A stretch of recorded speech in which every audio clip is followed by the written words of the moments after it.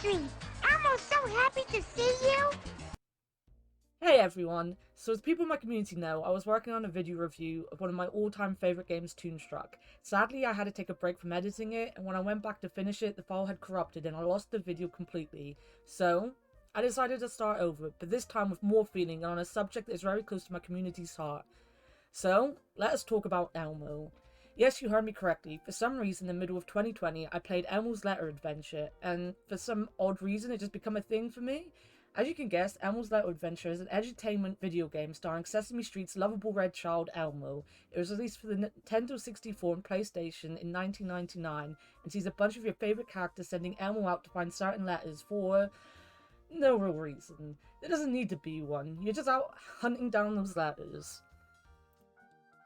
Of course, me playing the game in the first place was a bit of a joke. This video is more of a heartwarming reminder of one of my more strangest streaming moments, but the game itself is actually a really good game for what it is. Its entire point is to teach kids the different letters of the alphabet, and by making you look for the same letter over and over and over again, it helps kids memorize what these letters look and sound like. There are tons of tiny touches that will keep kids entertained whilst doing this super repetitive task, and Elmo has tons of ways of getting about in the levels, from walking and swimming to riding rockets and moon buggies. The most important thing, though, is looking for those S's, the damn N that you walked past, and no one told you that at 33 years old you were failing at a baby game aimed at babies, and you had to repeat the level to get the final N. All the levels, though, are split over 2 different areas, and when you find a certain amount of the same letter, you get a bonus level that helps you learn how to spell, which is fun, if you like spelling, or educational if you're the intended audience.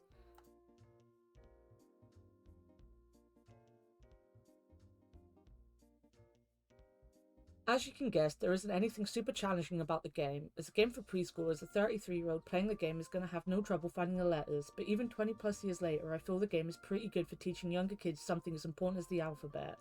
The movement is smooth, and whilst the camera is janky like most games of that time, it is easy to navigate around the worlds, and honestly, the worlds are pretty cool. I really like Grover's space-themed level. That being said, it is sad that Grover just disappears on the moon, leaving us no time to run him over in our space buggy. I mean, where did he go? How did he just disappear? Elmo turns his back and he's gone? Did he know? Was he onto Elmo's evil plan to run him over all this time? It is the second part of the level that actually really kind of blew me away. It is a dumbly simplistic look at what space would be like. Some people in my chat commented on how it looked like it had an arcade carpet paving your way, whilst others compared it to Rainbow Road, but I really enjoyed the level. There are only 3 levels, but they all look pretty great, including Big Bird's farmyard with clucking chickens, and Ernie's underwater level with gurgling mermaids. I don't know why they are gurgling at me, but I feel threatened.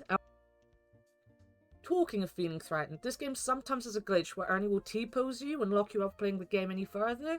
Look at this guy asserting dominance in a child. The most threatening thing you'll see all day is Ernie T-posing you. What does he want? We don't know, but this might actually be too much for poor Elmo. But he can't just look away. Too much dominance.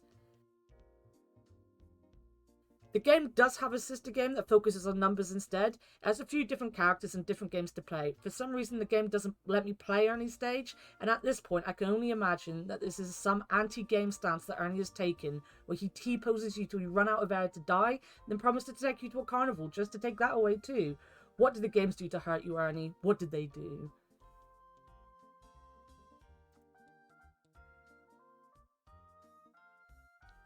For Number Adventure, the characters Bart, Ernie, and his anti-game propaganda are rotated out, so this time you're going on a cookie hunt with the Cookie Monster. Well, sounds like fun. Fun?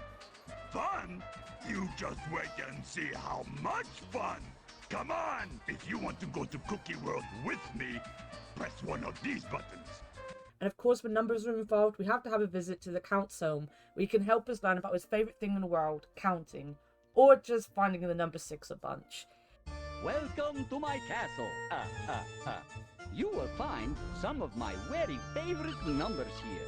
Please, have a look around and pick up all of the number 6s. Or find 6 bats. It is set out exactly like Letter Adventure, where you hunt for the same number and then have a bonus round. This time around, the bonus is all simple sums, and Elmo has to throw the right amount of balls to solve the equation. He'll ask you how many balls he needs, and I don't know, Elmo. I don't know how many balls the little red monster Muppet needs, but I can give you a good guess on how many balls most of my audience needs. As I said, both games are super simple, made for preschoolers to help them learn the basics they'd need before heading off into the big wide world, but both games have a simple charm about them that you can appreciate at any age. Of course, everything is way too easy for a grown adult, but it is nice that they have 3 difficulties for the kids to pick from, which see you finding less letters and numbers the easier the difficulty, and giving you more lives to make mistakes. And, to be fair, mistakes are easy to make, as this clip from my first ever playthrough of it proves. This game. It spells my name! Guys! Keep trying.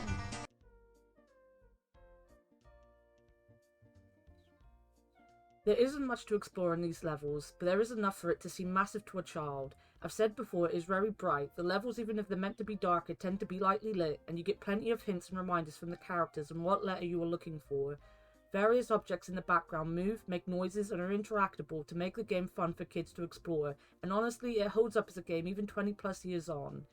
In fact, after streaming the game for a bit, we went and looked at the Sesame Street website, and most of their very simplistic games lacked any kind of creative freedom. While Sesame Street continues to try and help kids learn in fun ways, compared to some of the games available for free on the internet right now, Elmo's adventure games are actually super fun. They only take about 20 minutes on the harder mode to finish, and even then it is because none of the dialogue options are skippable, and navigating the world can be long. I've always been a fan of how Sesame Street has helped generations of kids in various different ways. These games are super interesting to play even as an adult, and whilst I'm not saying run out and play it, they have given my community a few decent streams worth of entertainment over the years, and of course you can't live your life without at least once being T-posed by anti-gamer Ernie. And that is all I've got to say on the Elmo Adventure series. Thanks for watching this video. I know it isn't the most interesting of subjects to have made a video on, but it is a topic close to my community's heart, as I've already said. It also is something unique to us in some ways. If you want more quality content from me, or just to say hi to the community at large who are super supportive and fun to hang out with, please check us out on Twitch. You can find the link in the video description. As you can tell, I'm not a video editor, but I hope to make some more video reviews in the future, as well as returning to do random clip compilations as well. So please subscribe and let me know what you want to see in the future. But, as of now, thank you for watching, and I'll see you next time. Bye-bye.